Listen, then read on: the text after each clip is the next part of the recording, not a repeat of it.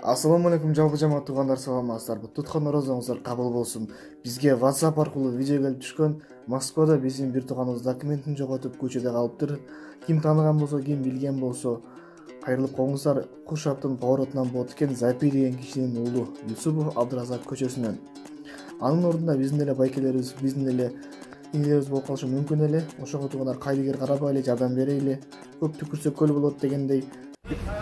Assalamu alaikum туғандарым. Біз деле туғанымыздан ушу Москвага биринчи келгенде паспорт бармаучу да сөтөмдөчү. Ушу жүрүп кичине иштеп, уже тагам колунда эле тагам менен жүрүп уже метролор, көчөлөр билип атам, билип калдым. Эми анан кийин ушу метро Китай көрөттү бирөө айтты да, ошол жакта жакшы жер бар. Дем центр, оказывается, центр дегенден ошо жака барып жүрүп, ушу иштер болбой жүрүшпөй калды. Анан кийин 2 ай болду, 28 февралда келдим эле.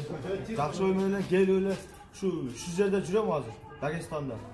Ушу азыр качанчы ай дагы, качанчы күн дагы билбейм азыр. Эми эртең Москвага кетсемби же биздеке кылсамбы деген ойдо жүрөм азыр. Кыргызстанды кайерден болосуң? Кыргызстан Куршап повороттон болом.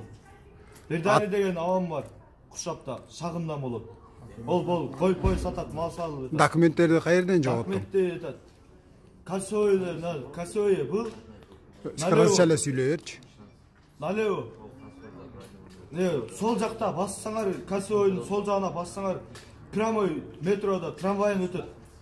Чоң, ортодо бул жактан машина өтөт, бул жактан машина өтөт.